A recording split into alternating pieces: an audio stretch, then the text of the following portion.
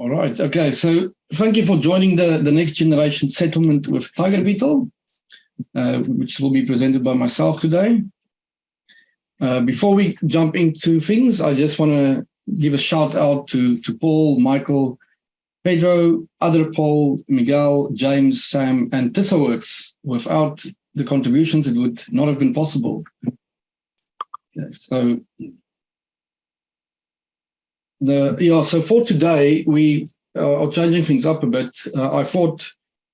We thought that we would rather do kind of like a journey to take us through the whole settlements process. And the journey would begin with Andre, which is seeking to make payments more accessible and cheaper in his home country of Tanzania. So what does Andre do? So the first thing is Andre needs to be able to find a hub where he can actually host his switch and allow all of the various businesses to transact on the hub. Now, after doing a lot of research, Andre stumbles upon Mojaloop and wants to fire up a Mojaloop instance. Fortunately, there is the wonderful scripts from Tom that would help him to set up an AWS instance where he can play with Mojaloop. And after doing so, sorry, just a moment, I've got a thing in the middle of my screen that's bothering me a bit. Anyway, so now Andre is able to run his Mojaloop hub, but he's got a problem. He needs participants to join onto the hub. Fortunately, he's got a friend called Tsepo that is associated with Brown MNO. So, Tsepo is kind enough to join the Mojaloop hub, as there is lots of benefits for him in joining the hub. So he joins the hub, and this is great, having the first participant on Andre's hub. The next step is to now take things further and get more businesses and participants joining the Mojaloop hub.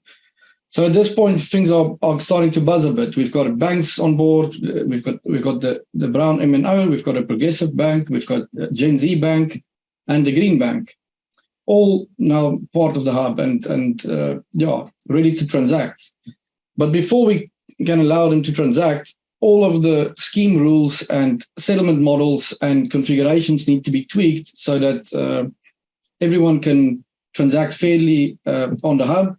You will also, so all of those things are then set first. And finally, we are ready to get transactions flowing on this buzzing hub. So first transaction, you see here at the top, we've got Una that is sending 50 USD to Paddy. And Una has her account via her mobile. And we can see here that Una is associated with Brown MNO, while Paddy is associated with Progressive Bank. So we're sending here the creditor and the debitor are between two participants, and obviously the services, the quoting and account ASL service would be used over here. And great. Now that we've got our first transaction that went through, we're going to do some more.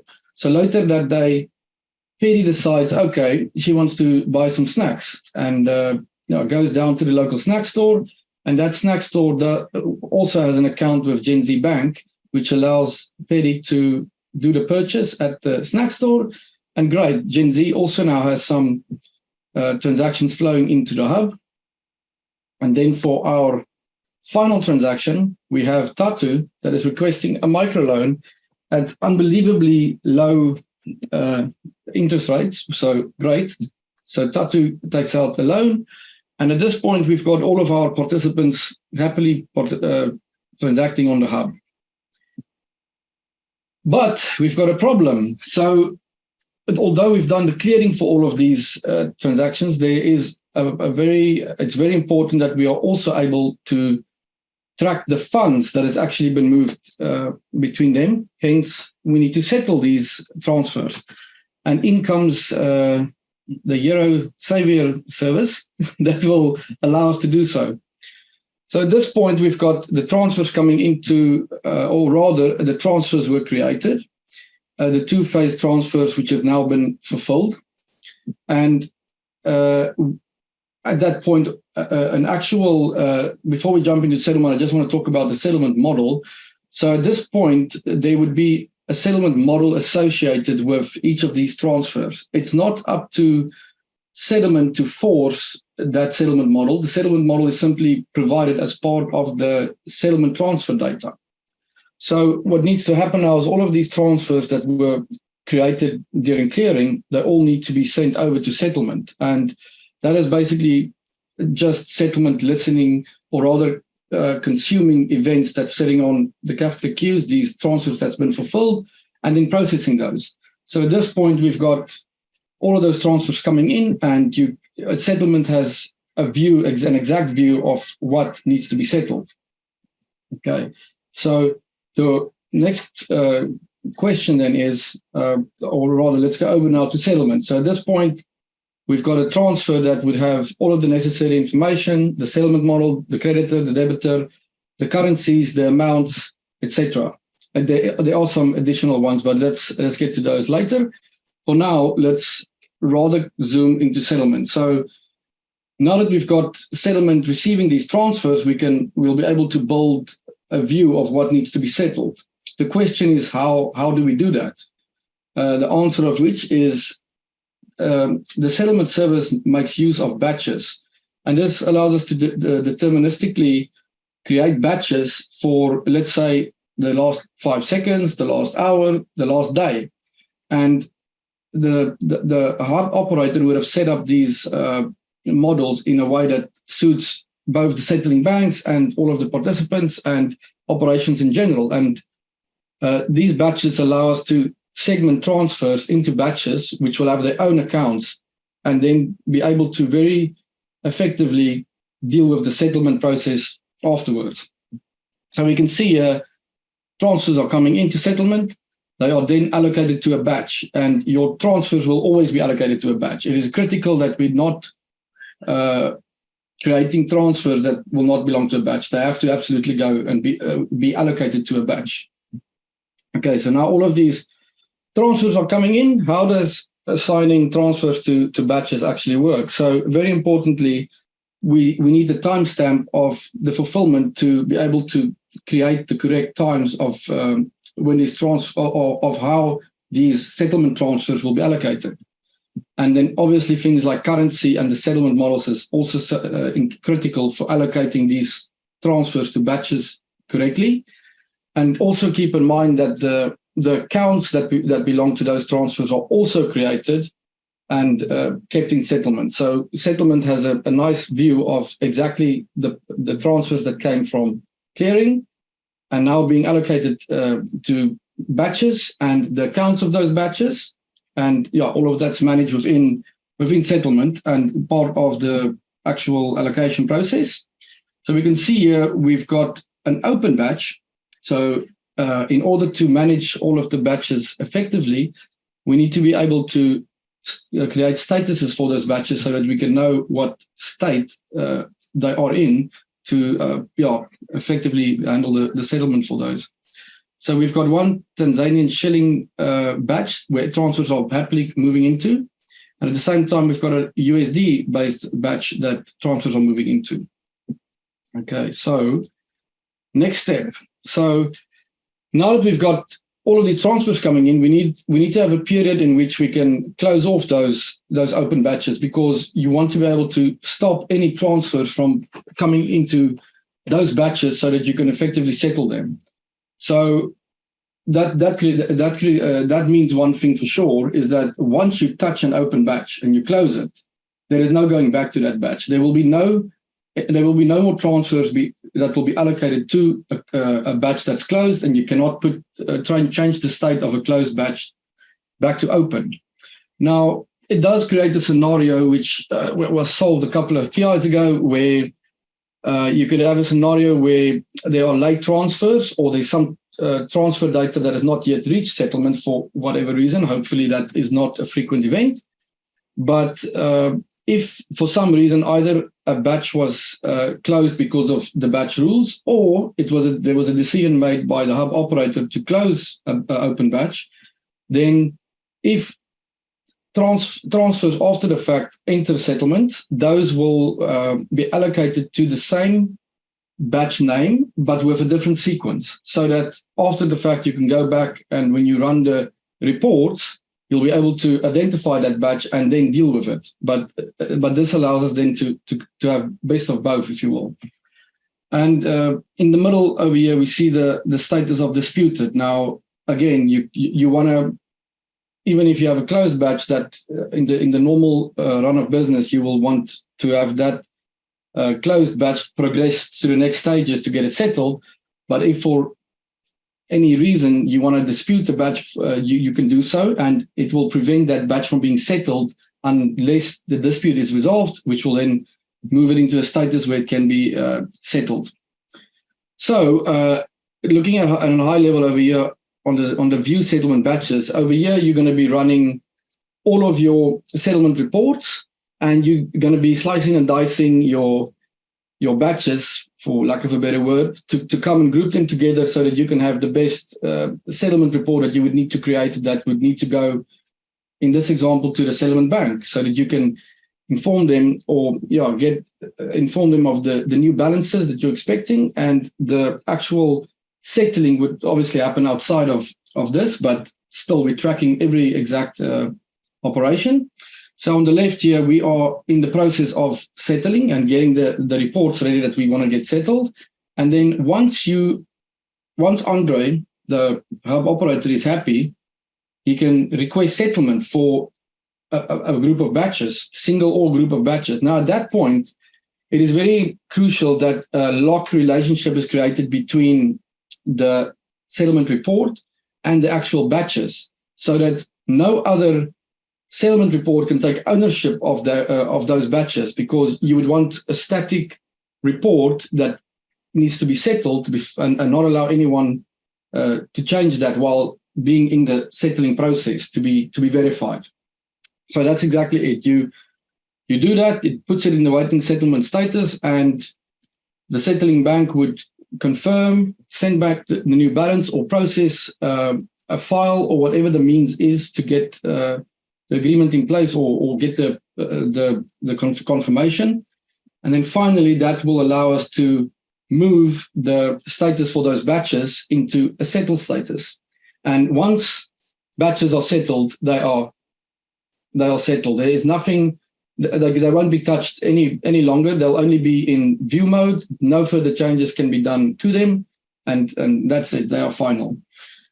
And at the very last step over here, the publish will also take place in all. Well, let me talk about the publish. So what's happened now is you've got all of these account that sits in settlement and have all of the account and participant data, but those are disconnected from your liquidity and position accounts sitting with the other systems, whether it be Central Ledger or Participants BC. You need to be able to inform those systems about the new balances, and that's exactly what's happening over here. At this stage, the balances that needs to be updated in the settlement system, in the external systems, are occurring over here, and that makes sure that we've got settlement all working nicely.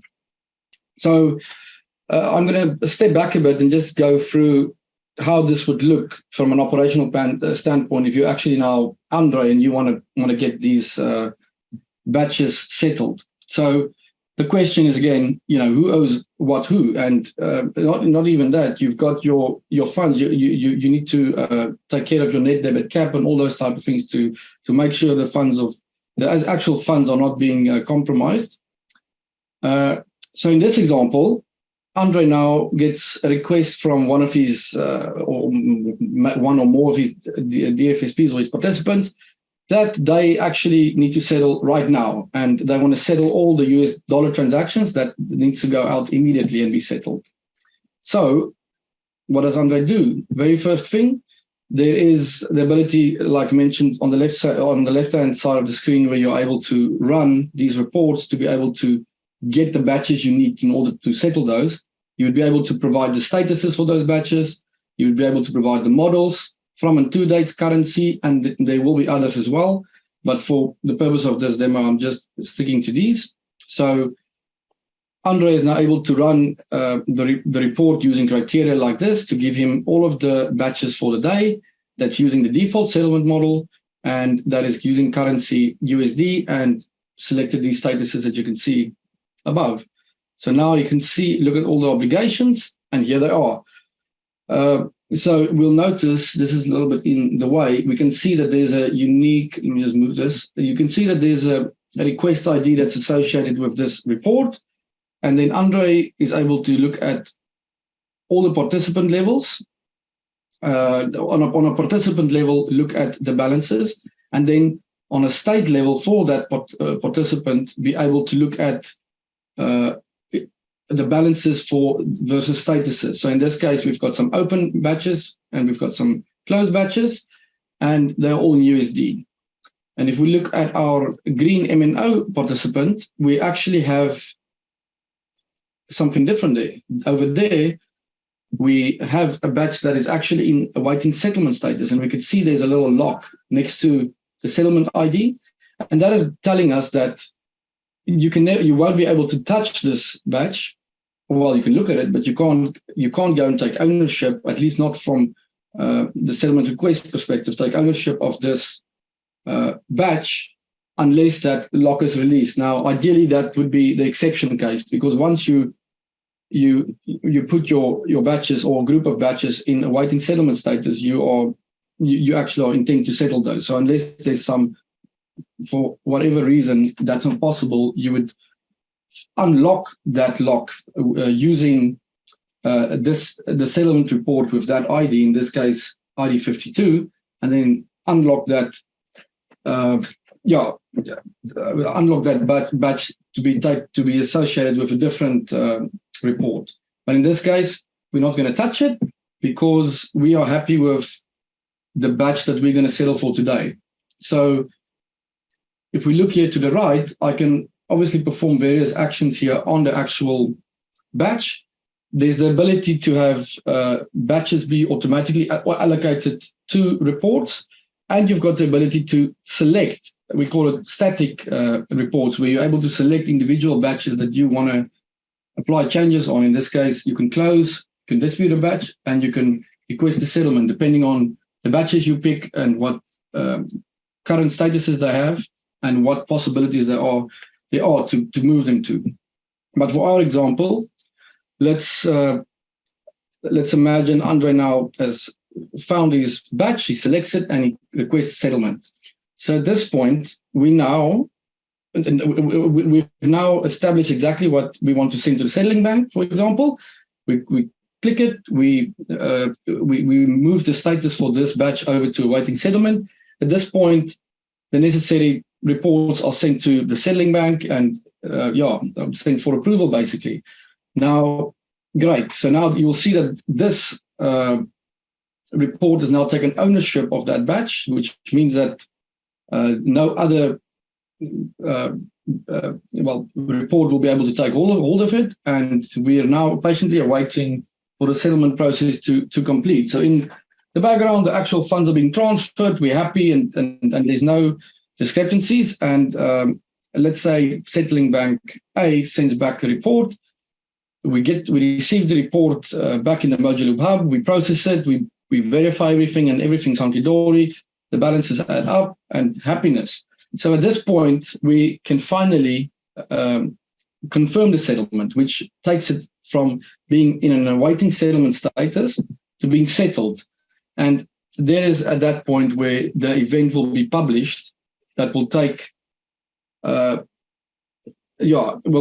firstly obviously close off all the batches, or not close them off, but mark them as settled and final. And at the same time, you're publishing the necessary events so that the external systems can go and update their position and liquidity accounts accordingly. And forevermore, Andre would be able to go and run these reports to see the details of what happened during settlement. So just to add to something, in this example, we're not going into detail of the actual accounts or the transfers for those accounts, but that is absolutely possible. Settlement stores everything it needs to with regards to the accounts and the transfers for those accounts, and you can at whatever point in time look at it transfer from your clearing system using the transfer ID and be able to establish what exactly happened with that transfer and what status is it in. Okay, so great. We now have our transfer settled and Andre is a happy hub operator. Okay, so just to come back to the screen. So we've obviously, again, on the left-hand side of this, we are receiving transfers which are allocated to batches. They're all managed, and eventually we want them to be settled. Now, one last thing I want to discuss is where we are actually in the process. So as it stands today, we do not yet have this nugget over here, this golden nugget, which will allow us to put batches in and waiting settlement stages. That is currently work in progress, and I suspect very soon in the next PI, we would have that ready to be tested, and we'll have at least the unit testing and the actual use cases working, which will be great, so that we can, and that is actually the last final big piece, if you will, that needs to be completed for us to have settlements ready to the level where we are going to go into a workshop process with obviously the settlement workshop teams and some of the other workshop teams, in order to tick off all of the user stories that's been contributed by Michael and Paul and obviously a lot of other people, where we have all of the necessary user stories so that we can go one for one and tick off that all of the necessary requirements have been met for those, and that settlement does exactly what it needs to do. And then finally, there's been, for this presentation, it goes obviously through quite a lot of high-level stuff and not a lot of the detail, especially around what accounts are affected by each sequence of events. I'll share the links in the PI channel as well, with where you can find the actual updated documentation for how settlement works and what it does in various aspects. And then there's more of a business, if you will, or more of a flow or scenario storytelling document that goes through exactly the whole settlement process, from onboarding the DFSP, depositing funds, doing transfers, settling those transfers, and then eventually the DFSP wanting to withdraw from the hub. So please go have a look. And that's it from my side. Any questions? Let me see. Okay. Lots of people were in the chat, Jason. I'm not sure you were following as they made comments, but if anybody from I'm only looking the chat wants to. Okay. Yes, that's it. Thank you, James.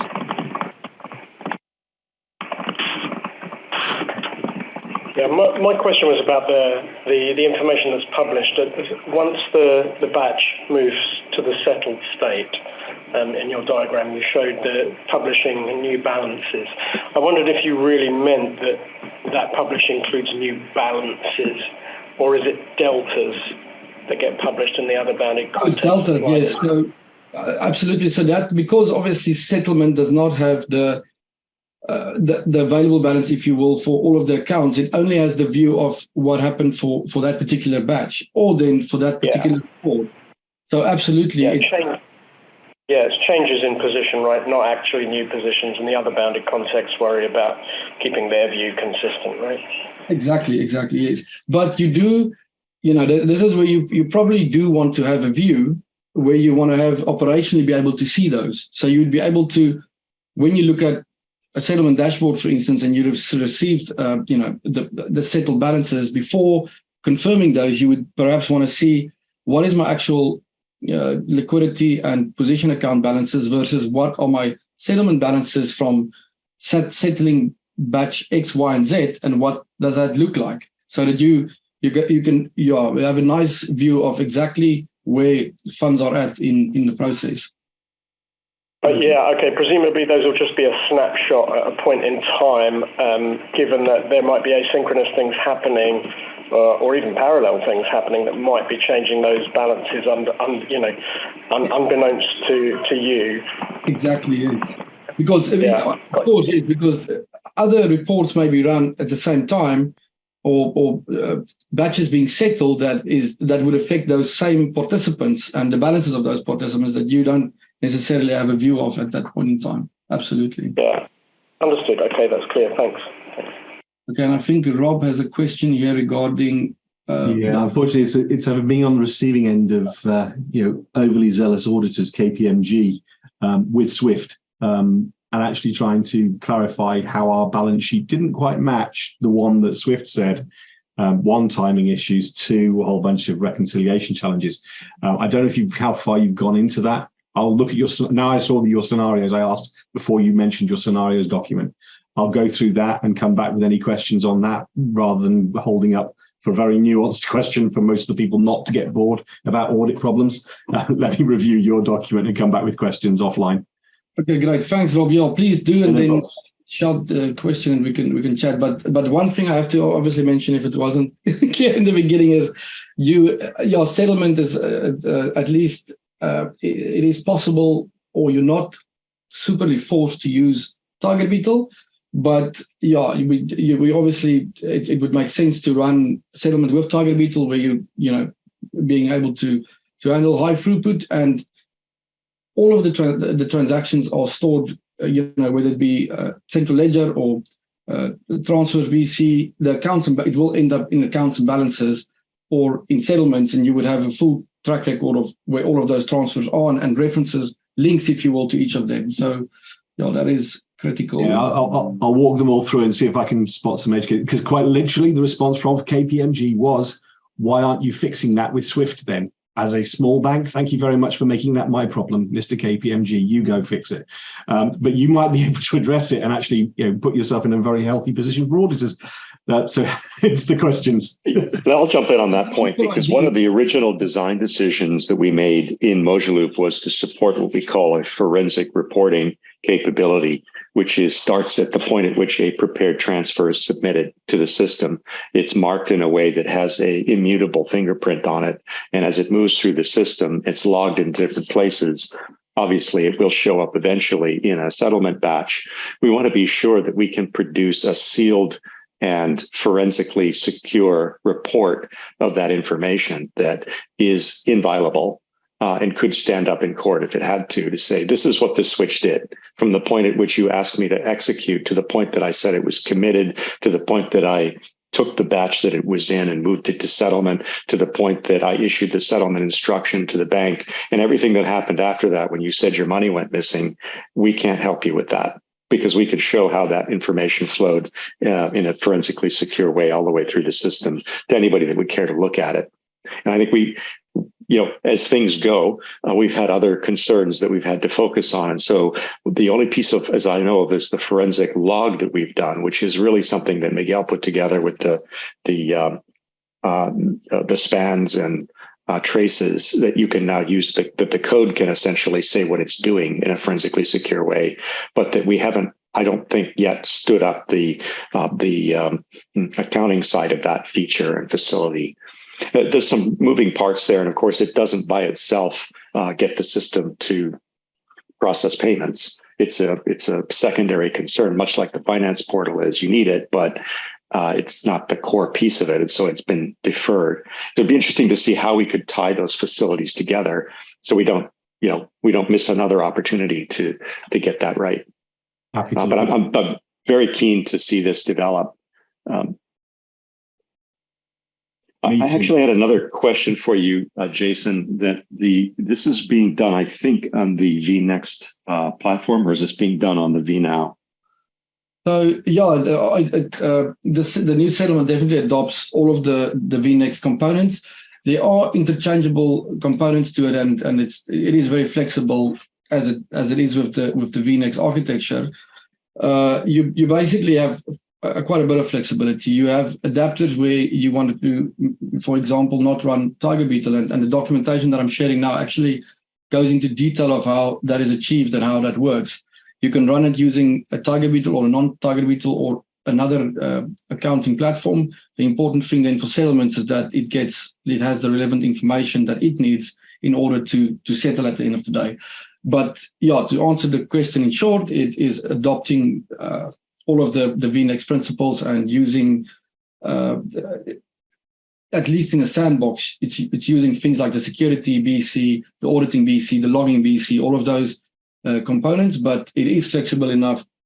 Let's say, for example, you don't want to, at least in the short term, do not want to run VNext, then you are able to do so, and it works with Central Ledger and with VNext. So it is cross-compatible. That was actually when we started this endeavor, was something that was very, very important that we stick to. That's great. Well, I think then it really falls to Sam, I guess, to help us think about how do we schedule this into a release train. When can this become available? And then work back from that. Of course, there's still work to do. It's not done. But thinking about what the release train planning might be for this. I don't know if, Jason, if you and Sam have talked about that. Yeah, so we've actually, that's exactly this workshop that we started planning, and we've been having workshops, but we're now at the point where we are going to engage from all sides and make sure that the quality is there and the vetting is there for all aspects of settlement to basically go into being pushed to be an official release and ticking all the boxes. So that is on the radar. Well, not on the radar. It's happening as soon as the next PI starts. So okay, so we could see during the next PI the release candidate for this facility. Is that a fair statement? Yes. Well, yes. That's, certainly not impossible. The reason I'm pressing on this point is that we were keen to see the TigerBeetle facilities enter into the system at the earliest stage we can, because it does impact on hardware procurement and the way in which we would actually deploy systems.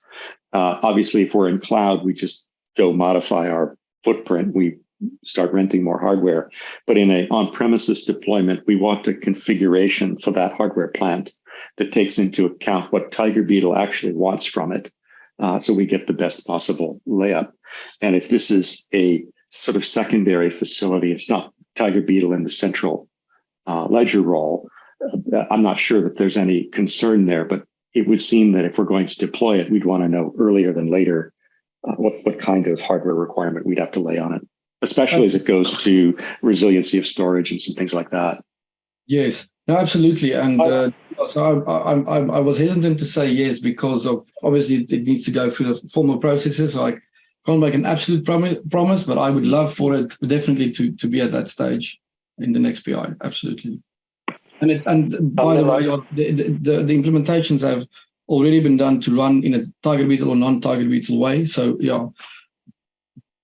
Okay, I see James. I don't know if it's you or. Can I just jump in? Yeah, yes. Can I just jump in? It's James here. Miller, I've done some of that early research with the TigerBeetle guys on how to deploy this on-prem in a high availability way. Essentially, it's a three node cluster to give kind of minimum high availability characteristics. And adding in the kind of N+1 way as you want. So 3, 5, 7 node clusters give you higher and higher availability. That's great. So I guess in summary, then there is work done to show how we would go about adding the support for the TigerBeetle facilities on an on-premises deployment using I'll call it the vNow train, and that it does impact the provisioning of hardware. What I had remembered from our discussions early was that TigerBeetle has the ability to take advantage of essentially direct sector access using the user I/O facility of Linux, and that may or may not actually do what you think it does if you're in a virtual environment. If you've got virtualized disk access, it almost certainly doesn't do that. Absolutely. Yeah. I spent some time talking to the TigerBeetle guys about what impact we could expect if we were running on virtualized resources. if we do have direct access to real physical devices, it will go in extremely, extremely fast, way faster than we are ever likely to need. Millions of TPS potentially. In virtualized environment, yeah, we can expect a drop in that for sure. And some of the special disk access patterns won't give the performance benefit. However, we would still have incredibly good performance beyond what we'd expect from the RDBMS equivalent. I think that's great. So we could then treat the sort of bare metal optimization, if you will, as that. It's an optimization, but not a requirement at present. And we can still operate with considerably good performance in the virtualized environment, which seems to be favored by the current deployment plans that are being developed. Is that a fair summary? That is fair, Miller. Yeah, we can go for quite some time to quite high levels of performance without needing those extra optimizations that the low-level kernel DMA and real physical disk access would give. But remember that the other part we get from it is resiliency, and it sounds like you did some modeling with them that we need. Well, I remember it was something like you need two racks. With redundant power, cooling, et cetera, and internetworking in the same data center. You need two data centers, or is it three? I don't recall. Yeah, same best practice principles apply. Same best practice principles. You really want to have it deployed on a minimum of 3 nodes. Each one of those nodes should be in places that are expected to fail independently, whatever that means in terms of power and or network connectivity and or physical damage. Okay, well, without taking us too long here, this is great. I just wanted to be sure that we'd put some attention to I'll call it the TigerBeetle specific requirements isn't the right term, but dependencies, I guess. To get what TigerBeetle offers requires certain things to be true. You can still use it even if those things aren't true, but you don't get those things. Either it's performance, resiliency, recovery, so forth. Okay. Sorry, guys, I'm going to jump in because we are 5 minutes over time in the next session. Jason, do you have any closing comments? No, just thank you, everyone. And I'm very excited to, the next PI, and that's it. Thank you so much. Okay, have a good day. Awesome. Thank you so much, Jason.